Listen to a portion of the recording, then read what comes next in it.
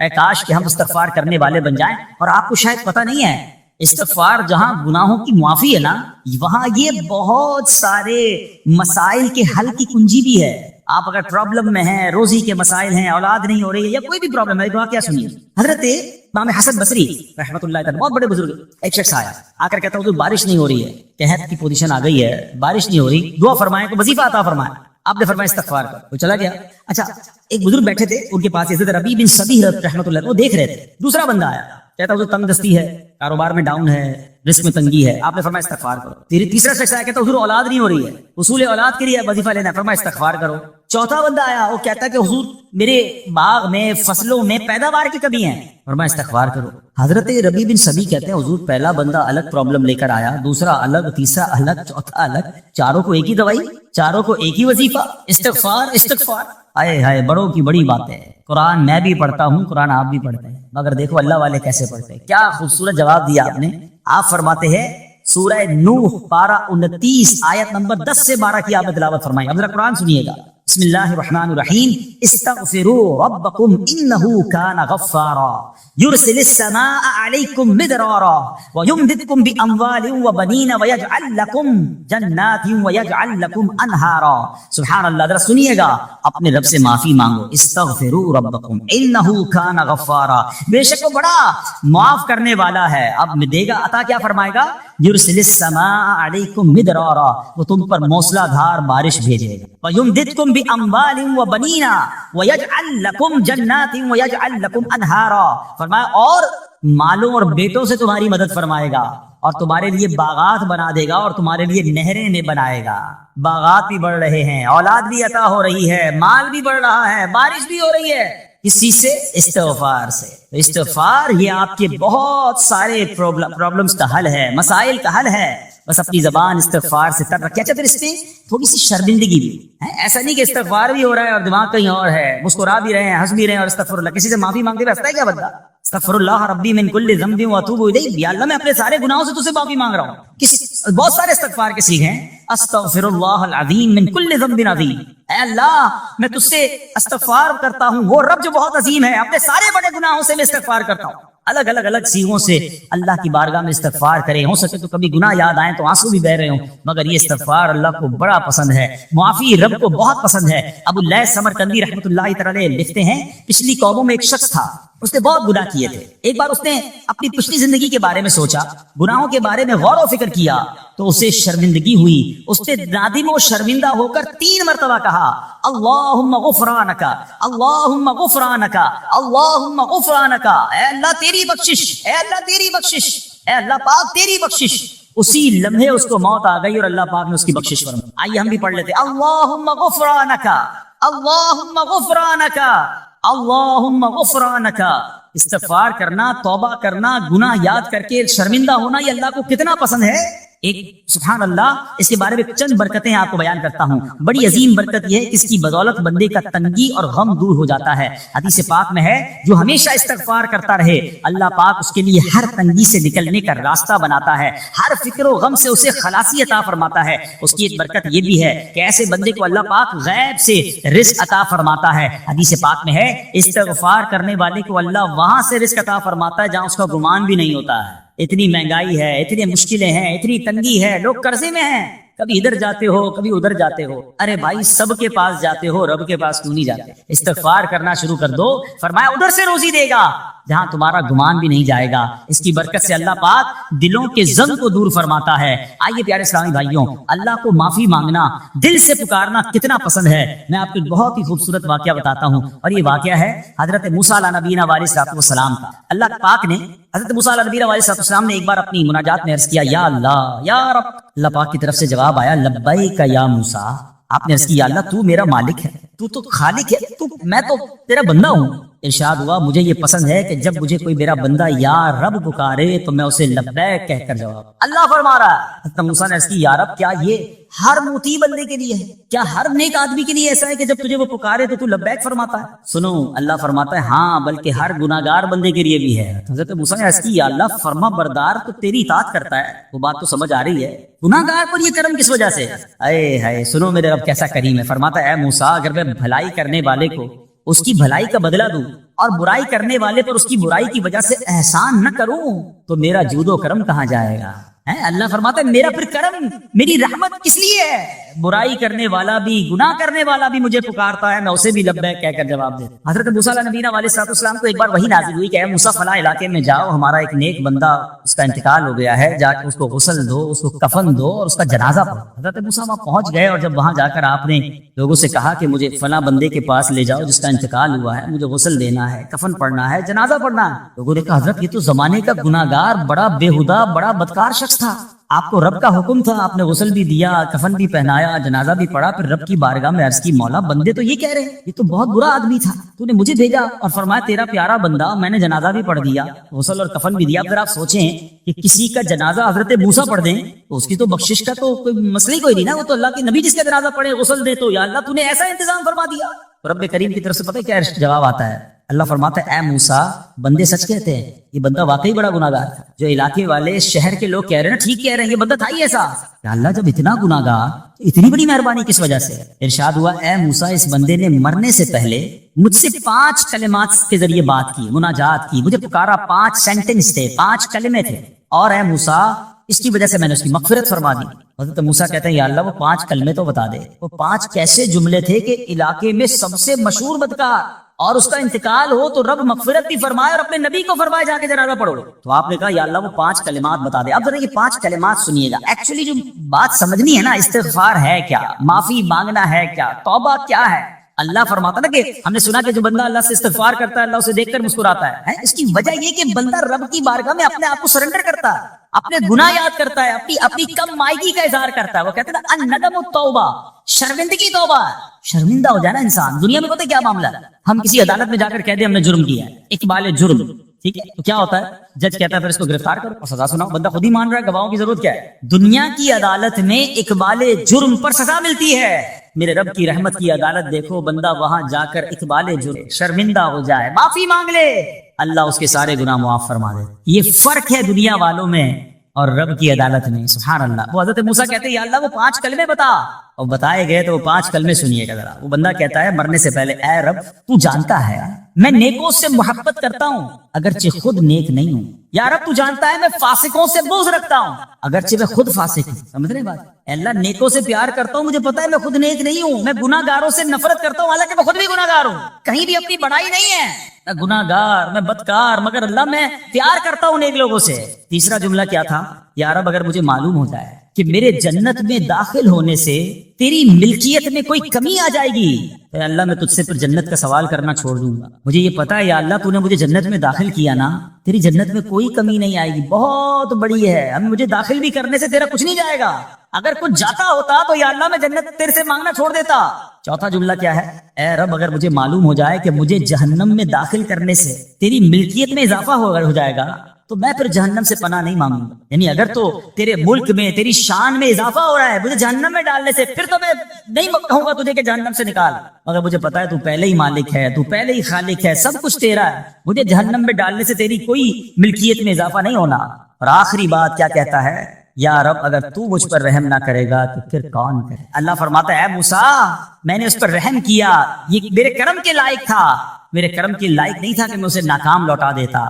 جب اس لیے کلمات کہے تو میں نے اسے درگزر فرمایا، اس کی مغفرت فرما دی، اور میں ہی بخشنے والا مہربان۔ تو اے میرے پیارے اسلامی بھائیوں، آج وہ کام سیکھ کے جانا ہے، سمجھ کے جانا ہے، جس کو جو بندہ کرتا ہے تو رب کی رحمت گویا مسکراتی ہے، وہ یہ ہے کہ اللہ سے معافی مانگتے، استغفار کرتے رہیں، اللہ کو راضی کرنے کی کوشش کرتے رہیں، اپنے گناہوں پر ندامت رکھیں کہ جو معافی مانگتا ہے نا اللہ اسے بہت پسند فرماتا ہے۔ حدیث پاک میں آتا ہے التائب من الذنب کمن لا ذنب له، گناہوں سے توبہ کرنے والا ایسا ہے جیسا اس نے گناہ کیا ہی نہیں ہے۔ اچھا اب ایک اور بہت پیارا عمل جس کو دیکھ کر اللہ مسکراتا ہے، وہی میں نے تفسیر بتائی کہ اللہ کی رحمت راضی ہو جاتی ہے اور اللہ کی رحمت برستی ہے، رب راضی ہو جاتا ہے۔ نبی پاک علیہ السلام نے فرمایا 3 بندے ہیں اللہ پاک انہیں دیکھ کر مسکراتا اور کیا ہوتا ہے؟ فرمایا اور بہت خوش ہوتا ہے۔ اب وہ 3 بندے کون سے ہیں؟ چیک کر لیں ہم ان میں ہیں کہ نہیں۔ فرمایا نمبر 1 وہ بندہ جو رات کو اٹھے، بستر چھوڑے، اچھی طرح وضو کرے، پھر نماز پڑھنے کھڑا ہو جائے، اسے دیکھ کر اللہ پاک فرشتوں سے فرماتا ہے اے فرشتوں بتاؤ میرے بندے کو نیکی پر کس نے اکسایا ہے؟ فرشتے عرض کرتے ہیں مولا تو بہتر جانتا ہے. اللہ پاک فرماتا ہے ہاں میں جانتا ہوں مگر تم مجھے بتاؤ. فرشتے عرض کرتے ہیں اے مالک کریم تو نے اسے ایک چیز یعنی جہنم کا خوف دیا ہے, یہ اس سے ڈرتا ہے. اے اللہ تو نے ان کو ایک چیز جنت کی امید دلائی ہے, یہ اس کی امید رکھتا ہے. اے اللہ یہی خوف اور امید ہے جس نے اسے رات کی نیند قربان کر کے تیرے حضور کھڑے ہونے پر ابھارا ہے. اب اللہ پاک فرماتا ہے اے فرشتوں گواہ ہو جاؤ, یہ جس چیز سے ڈرتا ہے یعنی جہنم سے ڈرتا ہے, میں نے اپنے اس بندے کو اس سے امن بخشا, اور جس کی امید رکھتا ہے یعنی جنت کی, میں نے جنت اس پر واجب کر دی. رات اٹھ کر جب دنیا سوئی ہو بندہ اٹھ کر تہجد کی نماز ادا کرے, اللہ کی بارگاہ میں آنسو بہائے, اللہ فرشتوں کے سامنے گویا فخر فرماتا. دوسرے نمبر پر سنو فرمایا دوسرا وہ شخص جو حق و باطل کی لڑائی میں شریک ہوا, ثابت قدم رہا یہاں تک کہ شہید ہو گیا, یا اللہ پاک نے اسے فتح عطا فرمائی. اللہ اس بندے کو دیکھ کر بھی مسکراتا ہے. جہاد کرنے والے مجاہدین یا تو شہید ہو جائیں یا غازی ہو کر لوٹے اللہ کی رضا کے لیے, اللہ کی رحمت ان پر بھی چھما چھم برستی ہے. اور تیسرے نمبر پر فرمایا تیسرا وہ بندہ جو رات کو سفر کرتا ہے, یہاں تک کہ رات کے آخری حصے میں جب کہیں ٹھہرتا ہے تو اس کے ساتھ والے سو جاتے ہیں مگر وہ کھڑا ہو کر نماز پڑھنے لگتا ہے, اس بندے کو دیکھ کر بھی اللہ پاک مسکراتا ہے. اجتماعی عبادت کے بڑے فائدے ہیں, اجتماع میں آنا, محفل میں آنا, دعا میں شرکت کرنا بہت اچھی بات, مگر اپنی عادت ایسے بھی بنائیں کہ کچھ عبادتیں ایسی کریں کہ میں جانوں اور رب جانے. یہ جو رات اٹھ کر دعا کا لطف ہے, رات اٹھ کر جو نماز پڑھنے کا لطف ہے نا, جب ساری دنیا سو رہی ہے اور بندہ اپنے رب کی بارگاہ میں حاضر ہے. علماء کہتے ہیں دن کے نوافل کے مقابلے میں رات کے نوافل افضل ہیں, کیونکہ رات سکون ہوتا ہے, رات رقت قلبی ملتی ہے, سبحان اللہ رحمت الہی چھما چھم برستی ہے. ہمیں کیا کرنا ہے کہ رات تہجد کی نماز کی عادت ڈالے. رمضان میں بن گئی تھی نا, سحری کے لیے اٹھتے تھے تو لوگ تہجد پڑھتے تھے. اللہ کرے کہ یہ عادت بن جائے. کبھی کبھی اگر ہر روز نہیں ہو سکتا تو مثلاً کبھی کبھی کریں. اچھا اگر ایسی کوئی عبادت ہو بھی جائے نا کہ سب کو بتائیں نا کہ رات اٹھا تھا تو جناب دعائیں بھی کی تو آنسو بھی بہائے. نہیں, کبھی کبھی ایسا کیا کرو کہ میں جانوں اور رب جانے, اللہ سے باتیں کیا کرو. میں آپ کو صحیح بتاؤں, آپ مجھے ایک بات بتائیں, یہ تو آپ نے سن بھی لیا کہ اللہ کی رحمت کس قدر برستی ہے اس پر. زندگی میں بھی جب کبھی ہم پریشان ہوں اور رات نیند نہ آئے, کبھی کبھی ایسا ہوتا ہے پریشانی میں نیند نہیں آتی, کروٹیں بدل رہا ہوتا ہے انسان, اور اس کروٹ بدلتے بدلتے میں آپ کی جب والدہ حیات ہوگی یا ماشاءاللہ جن کے پاس ماں موجود ہے, ماں جیسی ہستی کہاں ملتی ہے. ایک بار اور سن لو, دنیا کی بہت ساری چیزیں میرے اور آپ کے پاس ہیں جو ریپلیسیبل ہیں, جو بدلی جا سکتی ہیں. موبائل فون لیتے ہیں بڑی خوشی سے لیتے ہیں, مگر نیا ماڈل آتا ہے تو لوگ بدل لیتے ہیں. سواری لیتے ہیں بڑی خوشی ہوتی ہے, مگر جب نئی سواری آتی ہے تو ریپلیس بدل دیتے ہیں. ماڈل نیا آ گیا بھائی, اب وہ پرانی لگتی ہے. مگر یاد رکھو ماں باپ چلے جائیں نا, اس کے بعد ماں باپ دوبارہ نہیں ملتے, ان کا کوئی نیا ورژن یا نیا ماڈل نہیں ہے تو ان کی قدر کر لو, ان کی دعائیں لے لو. تو بہرحال آپ کبھی کبھی تکلیف میں ایسا ہوا ہو کہ رات کو نیند نہ آئی ہو, بے قرار ہو کر ماں کے پاس گیا, آنکھوں میں آنسو لے کر کہ ماں میں پریشان ہوں, بیمار ہوں, یا قرضے میں ہوں, یا فلاں پرابلم ہے. ماں نے کیا کیا تھا, کروٹ بدل کر سو گئی تھی کہ بیٹا تو جان تیرا کام جانے, یا ماں خود بھی بیدار ہو گئی, سینے لگایا اور دعا کرنا شروع کی. بھائی ہم روئے تو ماں بھی روئی.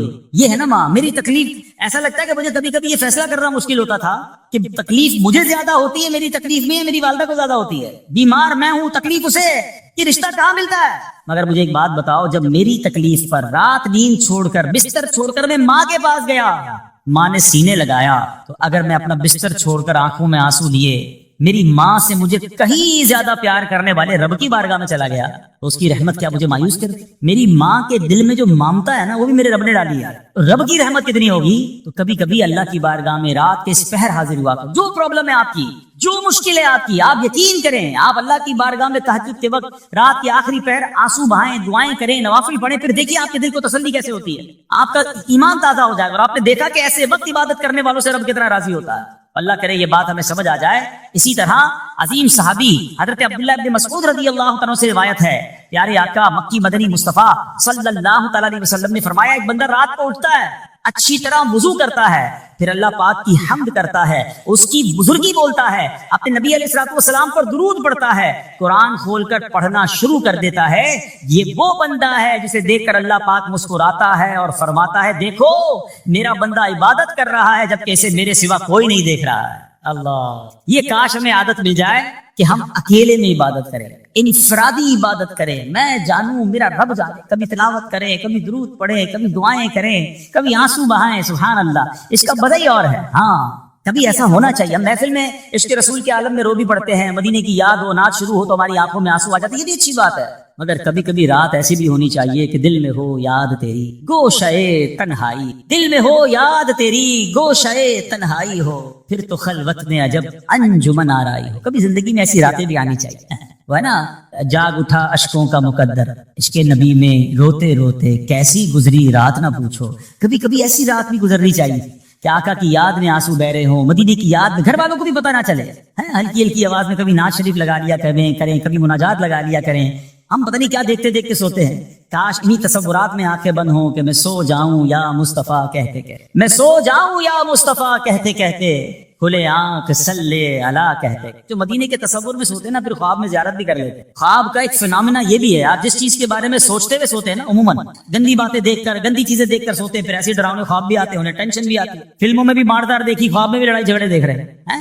جو مدینے کی یادوں میں سو رہا ہے، جو باوضو سو رہا ہے، جو اللہ کا ذکر کر کے سو رہا ہے، جو نوافل پڑھ کے سو رہا ہے، پھر دیکھو خواب میں بھی کہاں کہاں کی سیر کرے گا انشاءاللہ۔ تو اپنی خلوتوں کو اچھا کریں، اپنے اکیلے وقت کو بھی خوبصورت کریں، آنسو بہائیں، اور سبحان اللہ تہجد پڑھنے والوں کے چہروں پر نور بھی آ جاتا ہے۔ ہاں، یہ ایک الگ نعمت انہیں ملتی ہے، اللہ نصیب فرما دے۔ اچھا، ایک اور خوبصورت کام ہے، اللہ کریم جنہیں دیکھ کر مسکراتا ہے۔ فرمایا حضرت ابو سعید خدری رضی اللہ تعالیٰ فرماتے ہیں، رسول ذی شان مکی مدنی سلطان صلی اللہ تعالیٰ علیہ وسلم نے فرمایا، 3 بندوں کو دیکھ کر اللہ پاک مسکراتا ہے۔ وہ قوم جو نماز میں صفیں سیدھی کرتی ہے، اور وہ بندہ جو اللہ پاک کی راہ میں جہاد کرتا ہے، تیسرا وہ بندہ جو رات کے اندھیرے میں عبادت کرتا ہے، انہیں دیکھ کر اللہ پاک مسکراتا ہے۔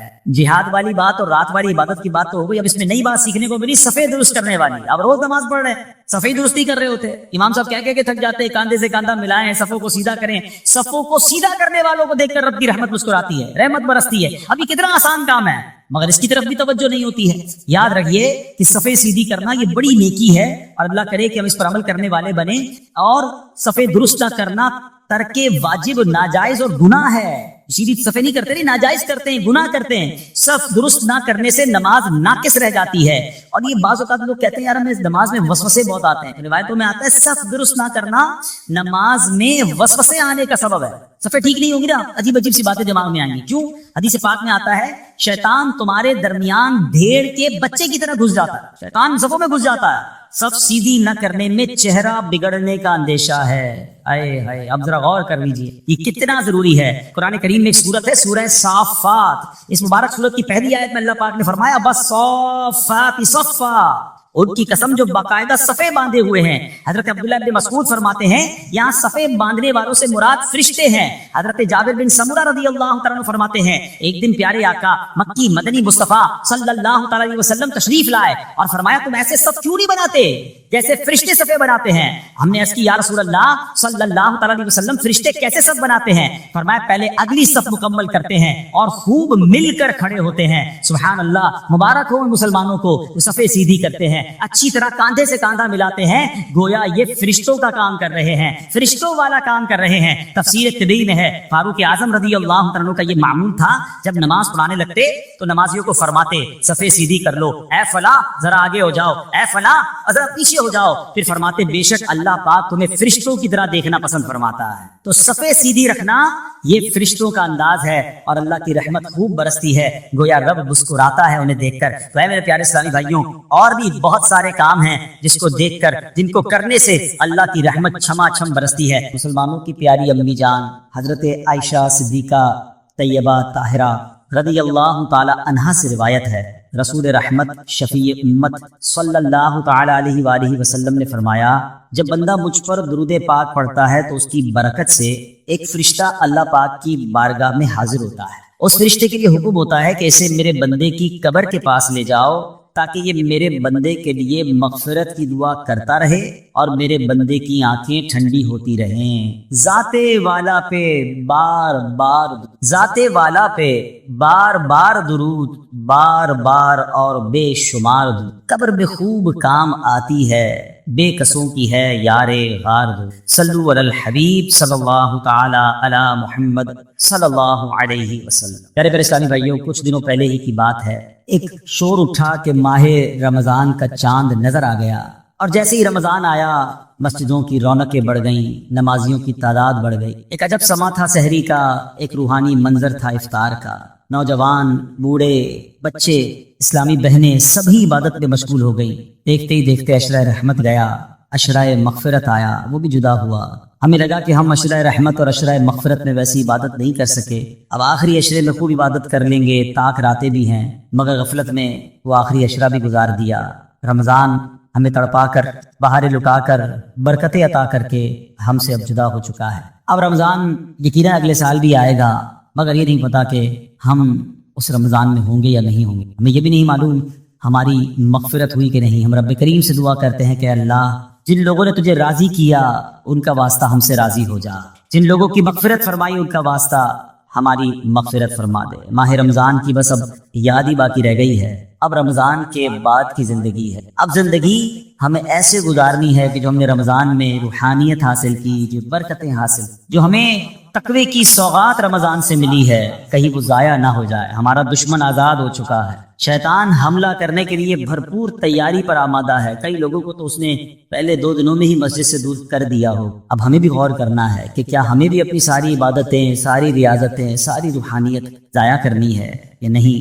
ہم نے انشاءاللہ اس کو کنٹینیو کرنا ہے جو ہم نے رمضان میں اعمال شروع کیے تھے، جو نیکیاں شروع. بڑی پیاری ایک حدیث پاک ہے کہ رمضان وہ مہینہ ہے، من قام رمضان ایمانا و احتسابا غفر له ما تقدم من ذنبه، یعنی جو ایمان کے ساتھ ثواب کمانے کے لیے رمضان المبارک کے روزے رکھے اس کے پچھلے گناہ معاف کر دیے جاتے ہیں. اور اب شوال کا مہینہ آیا نا، حدیث پاک میں ہے کہ جس نے رمضان کے روزے رکھے پھر 6 دن شوال میں روزے رکھے تو گناہوں سے ایسا پاک ہو جاتا ہے جیسا کہ ماں کے پیٹ سے آج ہی پیدا ہوا. تو وہ روحانیت کو برکت جاری رکھنی ہے. ابھی تو روزے بھی رکھنے ہیں نا انشاءاللہ، نفلی روزے رکھیں گے، 6 روزے رکھ لیں گے تو انشاءاللہ یہ برکت بھی حاصل ہو جائے. ہمیں کوشش یہ کرنی چاہیے کہ ہمیں ماہ رمضان کے بعد اب یہ 6 دن شوال کے، ضروری نہیں کہ ایک ساتھ رکھیں، شوال کے پورے مہینے میں رکھ لیں. ایک اور خوبصورت حدیث ہے کہ جس نے عید الفطر کے بعد 6 روزے شوال کے رکھے تو اس نے پورے سال کے روزے رکھے. جو ایک نیکی لائے گا اسے 10 ملیں گی. بڑا خوبصورت کیلکولیشن ہے یہ. جو ایک مہینے کے روزے رکھے گا ملٹیپلائی بائی 10 تو 10 مہینے ہو گئے اس کے بدلے، یعنی 10 مہینے کے روزے ہو گئے. اب 6 روزے رکھے تو 60 روزوں کا ثواب ملے گا، تو 2 مہینے وہ کور ہو گئے.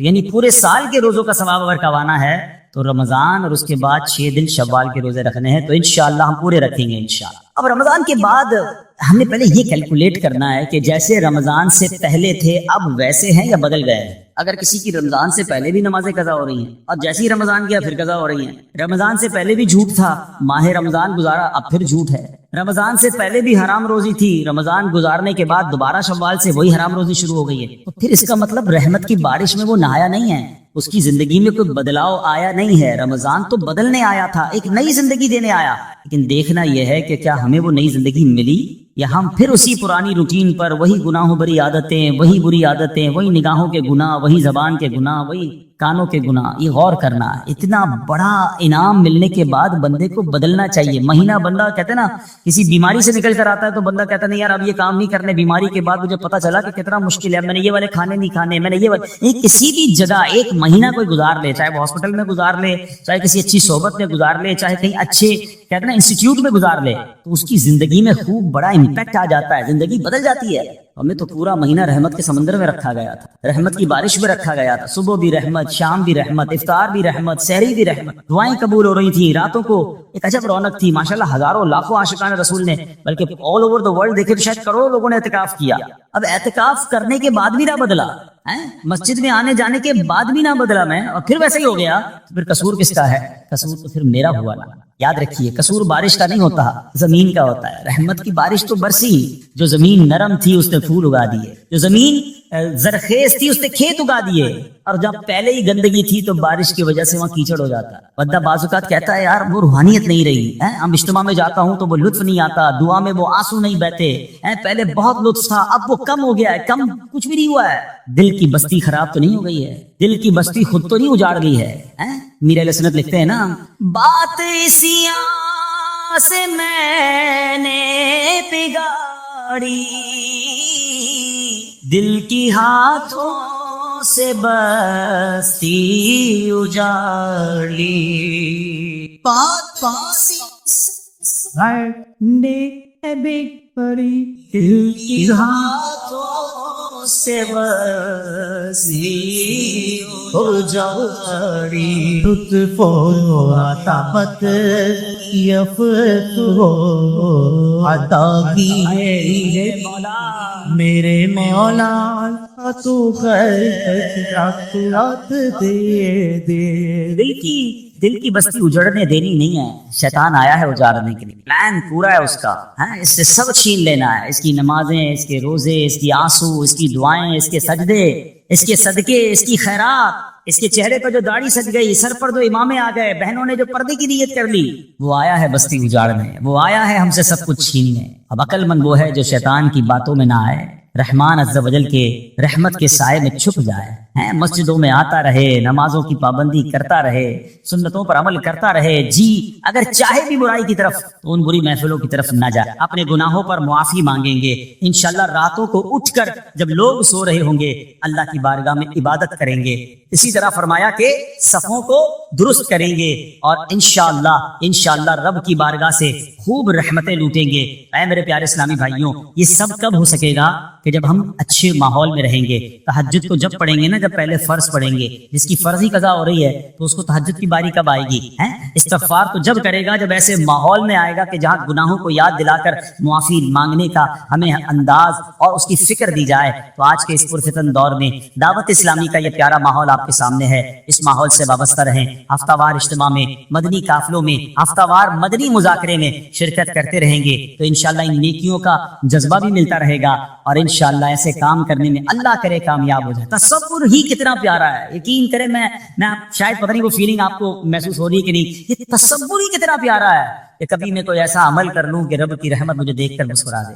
اللہ راضی ہو جائے، اللہ خوش ہو جائے، اور کیا چاہیے؟ میری تو زندگی کا حاصل ہو گیا نا. تو اب یہ 3-4 کام آپ نے سن لیے ہیں، اس کو عمل کرنا شروع کر دیں. اللہ کریم سے دعا کرتا ہوں کہ رب کریم اپنی رضا والے کام ہمیں بڑھ چڑھ کر کرنے کی توفیق عطا فرمائے. اللہ پاک ہم سب کو عمل کرنے کی توفیق عطا فرمائے. صلو علی الحبیب.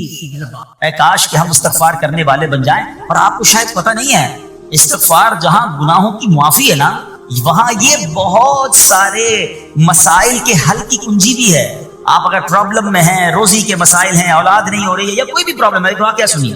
حضرت امام حسن بصری رحمۃ اللہ تعالی، بہت بڑے بزرگ، ایک شخص آیا آ کر کہتا حضور بارش نہیں ہو رہی ہے، قحط کی پوزیشن آ گئی ہے، بارش نہیں ہو رہی، دعا فرمائیں کہ وظیفہ عطا فرمائیں. آپ نے فرمایا استغفار کرو. وہ چلا گیا.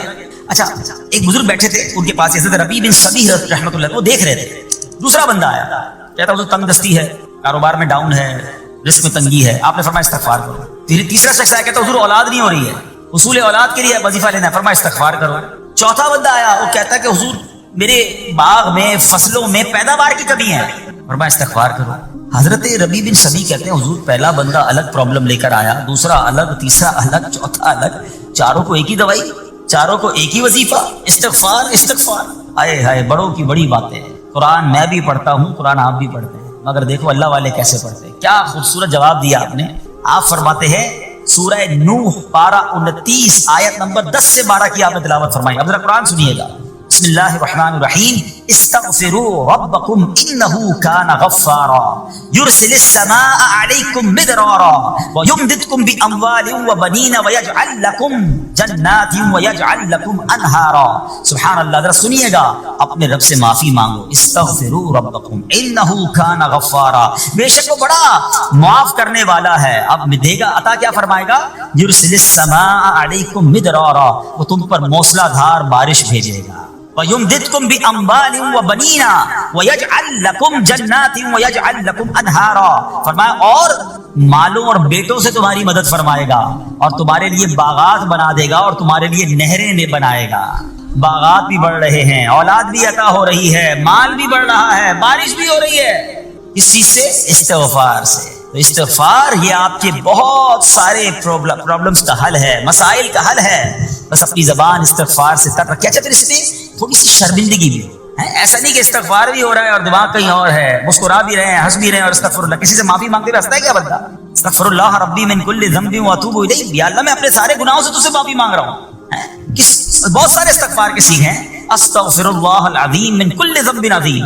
اے اللہ میں تجھ سے استغفار کرتا ہوں، وہ رب جو بہت عظیم ہے، اپنے سارے بڑے گناہوں سے میں استغفار کرتا ہوں. الگ الگ سیغوں سے اللہ کی بارگاہ میں استغفار کریں. ہو سکے تو کبھی گناہ یاد آئیں تو آنسو بھی بہ رہے ہوں, مگر یہ استغفار اللہ کو بڑا پسند ہے, معافی رب کو بہت پسند ہے. ابو اللیث سمرقندی رحمۃ اللہ تعالی لکھتے ہیں, پچھلی قوموں میں ایک شخص تھا, اس نے بہت گناہ کیے تھے. ایک بار اس نے اپنی پچھلی زندگی کے بارے میں سوچا, گناہوں کے بارے میں غور و فکر کیا, تو اسے شرمندگی ہوئی. اس نے نادم و شرمندہ ہو کر 3 مرتبہ کہا اللہم غفرانک, اللہم غفرانک, اللہم غفرانک. اے اللہ تیری بخشش, اے اللہ تیری بخشش, اے اللہ پاک تیری بخشش.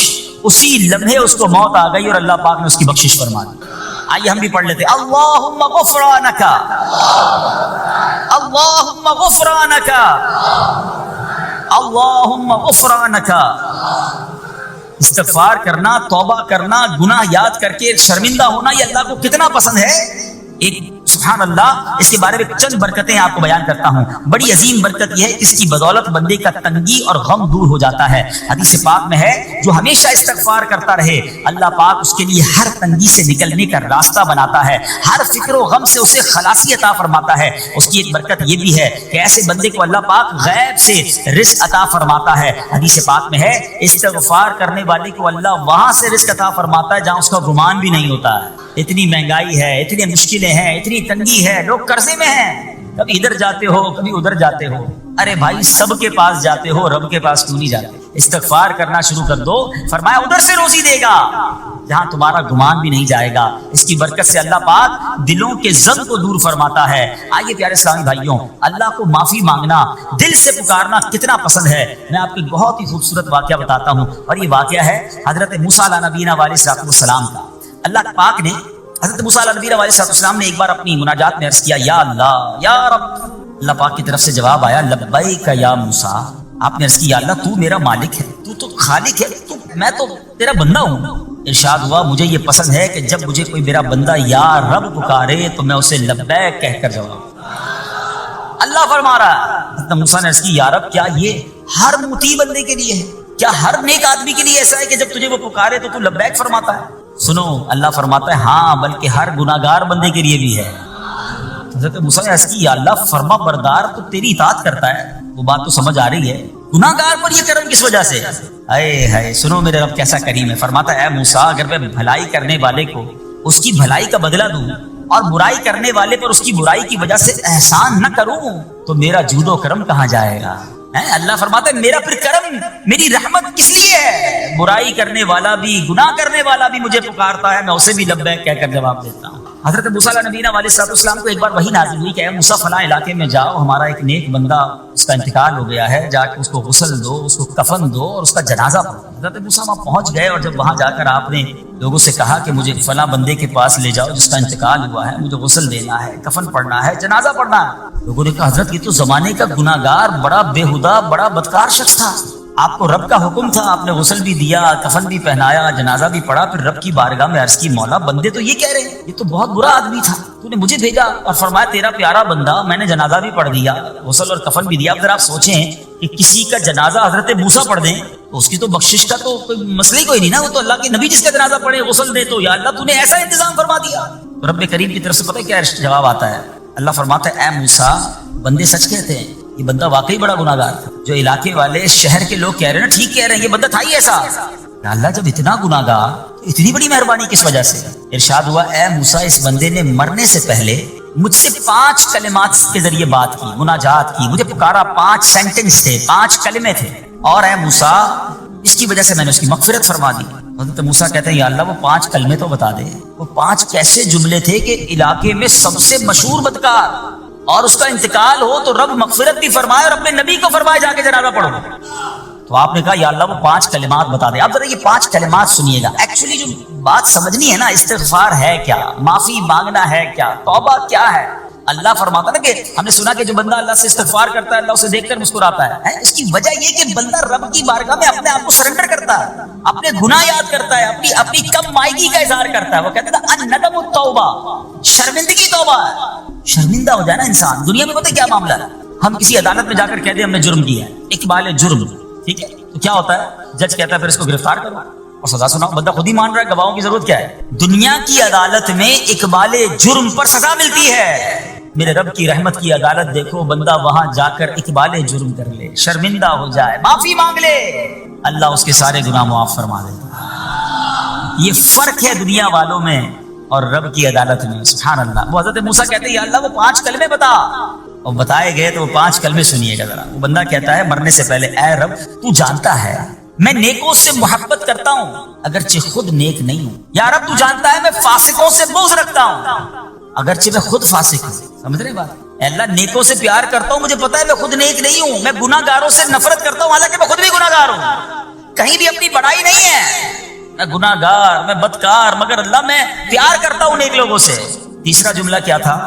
یا رب اگر مجھے معلوم ہو جائے کہ میرے جنت میں داخل ہونے سے تیری ملکیت میں کوئی کمی آ جائے گی تو اے اللہ میں تجھ سے پھر جنت کا سوال کرنا چھوڑ دوں۔ مجھے یہ پتا ہے یا اللہ تو نے مجھے جنت میں داخل کیا نا، تیری جنت میں کوئی کمی نہیں آئے گی، بہت بڑی ہے، اب مجھے داخل بھی کرنے سے تیرا کچھ نہیں جائے گا، اگر کچھ جاتا ہوتا تو یا اللہ میں جنت تیرے سے مانگنا چھوڑ دیتا۔ چوتھا جملہ کیا ہے؟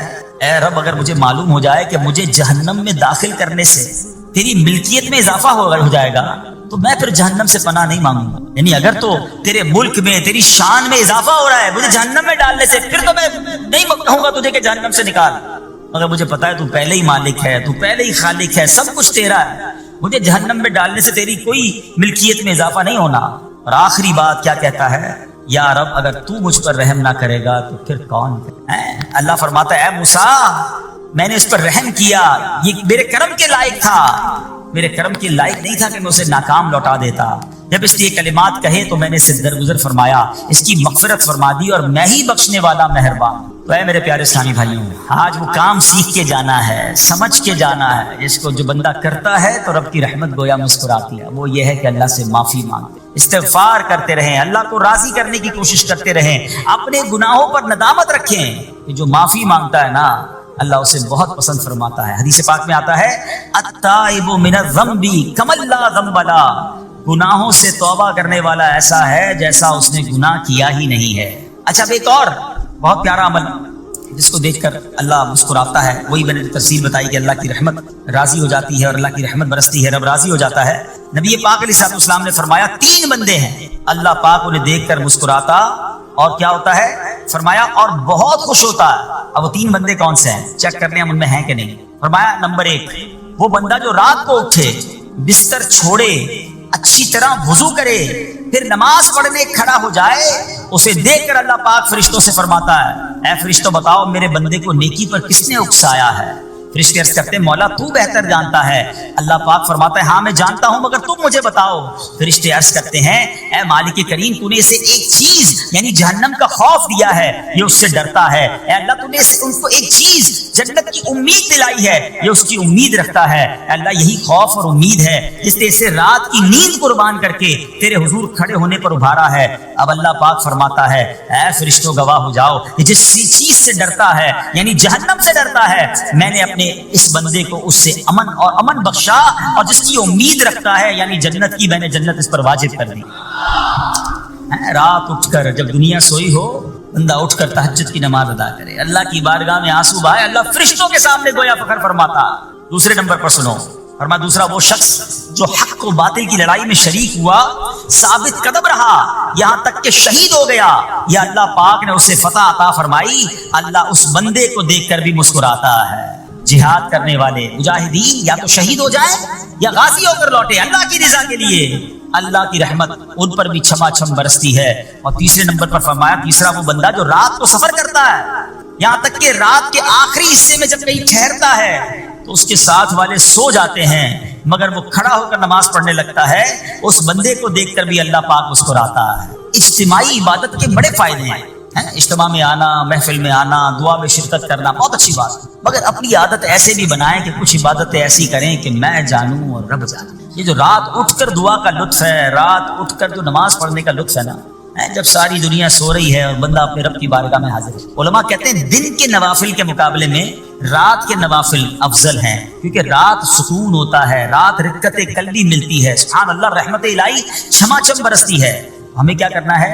کہ رات تہجد کی نماز کی عادت ڈالے. رمضان میں بن گئی تھی نا, سحری کے لیے اٹھتے تھے تو لوگ تہجد پڑھتے تھے. اللہ کرے کہ یہ عادت بن جائے. کبھی کبھی, اگر ہر روز نہیں ہو سکتا کم از کم کبھی کبھی کریں. اچھا اگر ایسی کوئی عبادت ہو بھی جائے نا تو سب کو بتائیں نا کہ رات اٹھا تھا تو جناب دعائیں بھی کی تو آنسو بھی بہائے. نہیں, کبھی کبھی ایسا کیا کرو کہ میں جانوں اور رب جانے, اللہ سے باتیں کیا کرو. میں آپ کو صحیح بتاؤں, آپ مجھے ایک بات بتائیں, یہ تو آپ نے سن بھی لیا کہ اللہ کی رحمت کس قدر برستی ہے اس پر. زندگی میں بھی جب کبھی ہم پریشان ہوں اور رات نیند نہ آئے, کبھی کبھی ایسا ہوتا ہے پریشانی میں نیند نہیں آتی, کروٹیں بدل رہا ہوتا ہے انسان, اور اس کروٹ بدلتے بدلتے میں آپ کی جب والدہ حیات ہوگی یا ماشاءاللہ جن کے پاس ماں موجود ہے, ماں جیسی ہستی کہاں ملتی ہے. ایک بار اور سن لو, دنیا کی بہت ساری چیزیں میرے اور آپ کے پاس ہیں جو ریپلیسیبل ہیں, جو بدلی جا سکتی ہیں. موبائل فون لیتے ہیں, بڑی خوشی سے لیتے ہیں, مگر نیا ماڈل آتا ہے تو لوگ بدل لیتے ہیں. سواری لیتے ہیں, بڑی خوشی ہوتی ہے, مگر جب نئی سواری آتی ہے تو ریپلیس بدل دیتے ہیں. ماڈل نیا آ گیا بھائی, اب وہ پرانی لگتی ہے. مگر یاد رکھو, ماں باپ چلے جائیں نا, اس کے بعد ماں باپ دوبارہ نہیں ملتے. ان کا کوئی نیا ورژن یا نیا ماڈل نہیں ہے تو ان کی قدر کر لو, ان کی دعائیں لے لو. تو بہرحال آپ کبھی کبھی تکلیف میں ایسا ہوا ہو کہ رات کو نیند نہ آئی ہو, بے قرار ہو کر ماں کے پاس گئے, آنکھوں میں آنسو لے کر کہ ماں میں پریشان ہوں, بیمار ہوں, یا قرضے میں ہوں, یا فلاں پرابلم ہے. ماں نے کیا کیا تھا, کروٹ بدل کر سو گئی تھی کہ بیٹا تو جان تیرا کام جانے, یا ماں خود بھی بیدار ہو گئی, سینے لگایا اور دعا کرنا شروع کر دی. ہم روئے تو ماں بھی روئی. یہ ہے نا ماں. میری تکلیف, ایسا لگتا ہے کہ مجھے کبھی کبھی یہ فیصلہ کرنا مشکل ہوتا تھا کہ تکلیف مجھے زیادہ ہوتی ہے میری تکلیف میں, یا میری والدہ کو زیادہ ہوتی ہے. بیمار میں ہوں, تکلیف اسے ہے, یہ رشتہ کہاں ملتا ہے. مگر مجھے ایک بات بتاؤ, جب میری تکلیف پر رات نیند چھوڑ کر, بستر چھوڑ کر میں ماں کے پاس گیا, ماں نے سینے لگایا, تو اگر میں اپنا بستر چھوڑ کر آنکھوں میں آنسو لیے میری ماں سے مجھے کہیں زیادہ پیار کرنے والے رب کی بارگاہ میں چلا گیا, تو اس کی رحمت کیا مجھے مایوس کر دے گی. میری ماں کے دل میں جو ممتا ہے نا وہ بھی میرے رب نے ڈالی ہے, تو رب کی رحمت کتنی ہوگی. تو کبھی کبھی اللہ کی بارگاہ میں رات کے اس پہر حاضر ہوا, جو پرابلم ہے آپ کی, جو مشکل ہے آپ کی, آپ یقین کریں, آپ اللہ کی بارگاہ میں تہجد کے وقت رات کے آخری پہر آنسو بہائیں, دعائیں کریں, نوافل پڑھیں, پھر دیکھیے آپ کے دل کو تسلی کیسے ہوتی ہے, آپ کا ایمان تازہ ہو جائے گا. اور آپ نے دیکھا کہ ایسے وقت عبادت کرنے والوں سے رب کتنا راضی ہوتا ہے. اللہ کرے یہ بات ہمیں سمجھ آ جائے. اسی طرح عظیم صحابی حضرت عبداللہ بن مسعود رضی اللہ عنہ سے روایت ہے, پیارے آقا مکی مدنی مصطفیٰ صلی اللہ تعالی علیہ وسلم نے فرمایا, ایک بندہ رات کو اٹھتا ہے, اچھی طرح وضو کرتا ہے, پھر اللہ پاک کی حمد کرتا ہے, اس کی بزرگی بولتا ہے, اپنے نبی علیہ الصلوۃ والسلام پر درود پڑھتا ہے, قرآن کھول کر پڑھنا شروع کر دیتا ہے. یہ وہ بندہ ہے جسے دیکھ کر اللہ پاک مسکراتا ہے اور فرماتا ہے, دیکھو میرا بندہ عبادت کر رہا ہے جبکہ اسے میرے سوا کوئی نہیں دیکھ رہا ہے. اللہ, یہ کاش ہمیں عادت مل جائے کہ ہم اکیلے میں عبادت کریں, انفرادی عبادت کریں, میں جانوں میرا رب جانے. کبھی تلاوت کریں, کبھی درود پڑھیں, کبھی دعائیں کریں, کبھی آنسو بہائیں. سبحان اللہ, اس کا مزہ ہی اور ہے. ہاں کبھی ایسا ہونا چاہیے. ہم محفل میں عشق رسول کے عالم میں رو بھی پڑھتے ہیں, مدینے کی یاد ہو, نعت شروع ہو تو ہماری آنکھوں میں آنسو آ جاتے ہیں, یہ بھی اچھی بات ہے. مگر کبھی کبھی رات ایسی بھی ہونی چاہیے کہ دل میں ہو یاد تیری گوشے تنہائی ہو, دل میں ہو یاد تیری گوشے تنہائی ہو, پھر تو خلوت میں عجب انجمن آرائی ہو. کبھی زندگی میں ایسی راتیں بھی آنی چاہیے. وہ ہے نا, جاگ اٹھا اشکوں کا مقدر, عشق نبی میں روتے روتے کیسی گزری رات نہ پوچھو. کبھی کبھی ایسی رات بھی گزرنی چاہیے کہ آقا کی یاد میں آنسو بہ رہے ہوں, مدینے کی یاد میں, گھر والوں کو بھی پتہ نہ چلے. ہلکی ہلکی آواز میں کبھی نعت شریف لگا لیا کریں, کبھی مناجات لگا لیا کریں. ہم پتہ نہیں کیا دیکھتے دیکھ کے سوتے ہیں. کاش انہی تصورات میں آنکھیں بند ہوں کہ میں سو جاؤں یا مصطفیٰ کہتے کہتے, میں سو جاؤں یا مصطفیٰ کہتے کہتے, کھلے آنکھ صلی علی کہتے کہتے. جو مدینے کے تصور میں سوتے ہیں نا, پھر خواب میں زیارت بھی کر لیتے ہیں. خواب کا ایک فینومینا یہ بھی ہے, آپ جس چیز کے بارے میں سوچتے ہوئے سوتے ہیں نا, عموماً گندی باتیں دیکھ کر, گندی چیزیں دیکھ کر سوتے ہیں, پھر ایسے ڈراؤنے خواب بھی آتے ہیں, انہیں ٹینشن بھی آتی ہے. فلموں میں بھی ماردار دیکھی, خواب میں بھی لڑائی جھگڑے دیکھ رہے ہیں. جو مدینے کی یادوں میں سو رہا ہے, جو باوضو سو رہا ہے, جو اللہ کا ذکر کر کے سو رہا ہے, جو نوافل پڑھ کے سو رہا ہے, پھر دیکھو خواب میں بھی کہاں کہاں کی سیر کرے گا انشاءاللہ. تو اپنی خلوتوں کو اچھا کریں, اپنے اکیلے وقت کو بھی خوبصورت کریں, آنسو بہائیں. اور سبحان اللہ, تہجد پڑھنے والوں کے چہروں پر نور بھی آ جاتا ہے. ہاں, یہ ایک الگ نعمت انہیں ملتی ہے, اللہ نصیب فرما دے. اچھا, ایک اور خوبصورت کام ہے, اللہ کریم جنہیں دیکھ کر مسکراتا ہے. فرمایا, حضرت ابو سعید خدری رضی اللہ عنہ فرماتے ہیں, رسول ذیشان مکی مدنی سلطان صلی اللہ تعالی علیہ وسلم نے فرمایا, 3 بندوں کو دیکھ کر اللہ پاک مسکراتا ہے. وہ قوم جو نماز میں صفیں سیدھی کرتی ہے, اور وہ بندہ جو اللہ پاک کی راہ میں جہاد کرتا ہے. تیسرا وہ بندہ جو رات کے اندھیرے میں عبادت کرتا ہے, انہیں دیکھ کر اللہ پاک مسکراتا ہے. जिहाद वाली बात और रात वाली इबादत की बात तो हो गई, अब इसमें नई बात सीखने को मिली, सफ़े दुरुस्त करने वाली। अब रोज नमाज पढ़ रहे हैं, सफ़े दुरुस्ती कर रहे होते हैं, इमाम साहब कह के थक जाते हैं, कांधे से कांधा मिलाएं, सफ़ों को सीधा करें। सफ़ों को सीधा करने वालों को देखकर रब की रहमत मुस्कुराती है, रहमत बरसती है। अब ये कितना आसान काम है, मगर इसकी तरफ भी तवज्जो नहीं होती है। याद रखिए कि सफ़े सीधी करना ये बड़ी नेकी है, और अल्लाह करे कि हम इस पर अमल करने वाले बने। और सफ़े दुरुस्त ना करना तर्के वाजिब, नाजायज और गुनाह है। सीधी सफ़े नहीं करते, नहीं, नाजायज करते हैं, गुनाह करते हैं। सफ़ दुरुस्त ना करने से नमाज नाकिस रह जाती है। और ये बाज़ औक़ात लोग कहते हैं यार हमें इस नमाज में वसवसे बहुत आते हैं, तो रिवायतों में आता है सफ़ दुरुस्त ना करना नमाज में वसवसे आने का सबब है। सफ़े ठीक नहीं होंगी ना, अजीब अजीब सी बातें दिमाग में आएंगी। क्यों? हदीस पाक में आता है शैतान तुम्हारे दरमियान भेड़ के बच्चे की तरह घुस जाता है, शैतान सफ़ों में घुस जाता है। सब सीधी न करने में चेहरा बिगड़ने का अंदेशा है। आए हाय, अब जरा गौर कर लीजिए ये कितना जरूरी है। कुरान करीम में एक सूरत है सूरह साफ़ात, इस मुबारक सूरत की पहली आयत में अल्लाह पाक ने फरमाया वस्साफ़ाति सफ़्फ़ा, उनकी कसम जो बाकायदा सफ़े बांधे हुए हैं। हजरत अब्दुल्लाह इब्न मसऊद फरमाते हैं यहाँ सफ़े बांधने वालों से मुराद फरिश्ते हैं। हजरत जाबिर बिन समुरा रज़ियल्लाहु तआला फरमाते हैं एक दिन प्यारे आका मक्की मदनी मुस्तफ़ा सल्लल्लाहु तआला अलैहि वसल्लम तशरीफ लाए और फरमाया तुम ऐसे सब क्यों नहीं बनाते जैसे फरिश्ते सफ़े बनाते हैं। हमने अर्ज़ की या रसूलल्लाह सल्लल्लाहु तआला अलैहि वसल्लम फरिश्ते कैसे सब बनाते हैं? फरमाया पहले अगली सफ़ मुकम्मल करते हैं और खूब मिलकर खड़े होते हैं। सुभान अल्लाह, मुबारक हो उन मुसलमानों को जो सफ़े सीधी करते हैं, अच्छी तरह कांधे से कांधा मिलाते हैं, गोया ये फरिश्तों का काम कर रहे हैं, फरिश्तों वाला काम कर रहे हैं। तफसीर तिबरी में है फारूक आजम रज़ियल्लाहु तआला का ये मामूल था, जब नमाज पढ़ाने लगते तो नमाजियों को फरमाते सफ़े सीधी कर लो, ऐ फला जरा आगे हो जाओ, ऐ फला जरा पीछे हो जाओ। फिर फरमाते बेशक अल्लाह पाक तुम्हें फरिश्तों की तरह देखना पसंद फरमाता है। तो सफ़े सीधी रखना ये फरिश्तों का अंदाज है और अल्लाह की रहमत खूब बरसती है, गोया रब मुस्कुराता है उन्हें देखकर। वह मेरे प्यारे इस्लामी भाइयों, और भी बहुत सारे काम हैं जिसको देखकर, जिनको करने से अल्लाह की रहमत छमाछम बरसती है। मुसलमानों की प्यारी अम्मी जान हजरत आयशा सिद्दीक़ा तैयबा ताहिरा रज़ियल्लाहु ताला अन्हा से रिवायत है, रसूल रहमत शफ़ी उम्मत सल्लल्लाहु ताला अलैहि वसल्लम ने फरमाया जब बंदा मुझ पर दुरूद पाक पढ़ता है तो उसकी बरकत से एक फरिश्ता अल्लाह पाक की बारगाह में हाजिर होता है। उस फरिश्ते के लिए हुक्म होता है कि इसे मेरे बंदे की कब्र के पास ले जाओ ताकि ये मेरे बंदे के लिए मग़फ़िरत की दुआ करता रहे और मेरे बंदे की आंखें ठंडी होती रहें। ज़ाते वाला पे बार बार दुरूद, ज़ाते वाला पे बार बार दुरूद, बार बार और बेशुमार दुरूद कब्र में खूब काम आती है, बेकसों की है यारे गार। सल्लु अलल हबीब सल्लल्लाहु ताला अला मुहम्मद सल्लल्लाहु अलैहि वसल्लम। प्यारे प्यारे इस्लामी भाइयों, कुछ दिनों पहले ही की बात है, एक शोर उठा कि माहे रमज़ान का चांद नजर आ गया और जैसे ही रमज़ान आया मस्जिदों की रौनकें बढ़ गईं, नमाजियों की तादाद बढ़ गई। एक अजब समा था सहरी का, एक रूहानी मंजर था इफ्तार का। नौजवान, बूढ़े, बच्चे, इस्लामी बहनें सभी इबादत में मशगूल हो गई। देखते ही देखते अशराए रहमत गया, अशराए मग़फ़िरत आया, वो भी जुदा हुआ। हमें लगा कि हम अशराए रहमत और अशराए मग़फ़िरत में वैसी इबादत नहीं कर सके, अब आखिरी अशरे में खूब इबादत कर लेंगे, ताक रातें भी हैं, मगर गफलत में वो आखिरी अशरा भी गुजार दिया। रमज़ान हमें तड़पा कर, बहारें लुटा कर, बरकतें अता करके हमसे अब जुदा हो चुका है।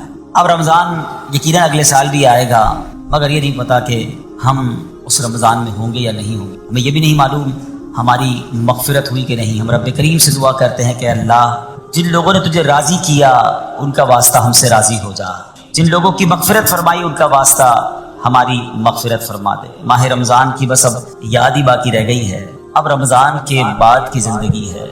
अब ज़िंदगी हमें ऐसे गुजारनी है कि जो हमने रमज़ान में रूहानियत हासिल की, जो बरकतें हासिल, जो हमें तकवे की सौगात रमज़ान से मिली है, कहीं वो ज़ाया ना हो जाए। हमारा दुश्मन आज़ाद हो चुका है, शैतान हमला करने के लिए भरपूर तैयारी पर आमादा है। कई लोगों को तो उसने पहले 2 दिनों में ही मस्जिद से दूर कर दिया होगा। अब हमें भी गौर करना है कि क्या हमें भी अपनी सारी इबादतें, सारी रियाजतें, सारी रूहानियत ज़ाया करनी है या नहीं। हमने इंशाअल्लाह उसको कंटिन्यू करना है जो हमने रमज़ान में आमाल शुरू किए थे, जो नेकियां शुरू। बड़ी प्यारी एक हदीस पाक है कि रमज़ान वो महीना है, मन क़ाम रमज़ाना ईमानन व एहतिसाबन गुफ़िर लहू मा तक़द्दम मिन ज़ंबिही। یعنی جو ایمان کے ساتھ ثواب کمانے کے لیے رمضان المبارک کے روزے رکھے اس کے پچھلے گناہ معاف کر دیے جاتے ہیں۔ اور اب شوال کا مہینہ آیا نا، حدیث پاک میں ہے کہ جس نے رمضان کے روزے رکھے پھر 6 دن شوال میں روزے رکھے تو گناہوں سے ایسا پاک ہو جاتا ہے جیسا کہ ماں کے پیٹ سے آج ہی پیدا ہوا ہو۔ تو وہ روحانیت، وہ برکت جاری رکھنی ہے۔ ابھی تو روزے بھی رکھنے ہیں نا انشاءاللہ، نفلی روزے رکھیں گے، 6 روزے رکھ لیں گے تو انشاءاللہ یہ برکت بھی حاصل ہو جائے گی۔ ہمیں کوشش یہ کرنی چاہیے کہ ہمیں ماہ رمضان کے بعد ابھی 6 دن شوال کے، ضروری نہیں کہ ایک ساتھ رکھیں، شوال کے پورے مہینے میں رکھ لیں۔ ایک اور خوبصورت حدیث ہے کہ جس نے عید الفطر کے بعد 6 روزے شوال کے رکھے تو اس نے پورے سال کے روزے رکھے، جو ایک نیکی لائے گا اسے 10 ملیں گی۔ بڑا خوبصورت کیلکولیشن ہے یہ، جو ایک مہینے کے روزے رکھے گا ملٹیپلائی بائی 10 تو 10 مہینے ہو گئے اس کے بدلے، یعنی 10 مہینے کے روزے ہو گئے۔ اب 6 روزے رکھے تو 60 روزوں کا ثواب ملے گا، تو 2 مہینے وہ کور ہو گئے، یعنی پورے سال کے روزوں کا ثواب اگر کمانا ہے تو رمضان اور اس کے بعد 6 دن شوال کے روزے رکھنے ہیں، تو انشاءاللہ ہم پورے رکھیں گے انشاءاللہ۔ اب رمضان کے بعد ہم نے پہلے یہ کیلکولیٹ کرنا ہے کہ جیسے رمضان سے پہلے تھے اب ویسے ہیں یا بدل گئے ہیں۔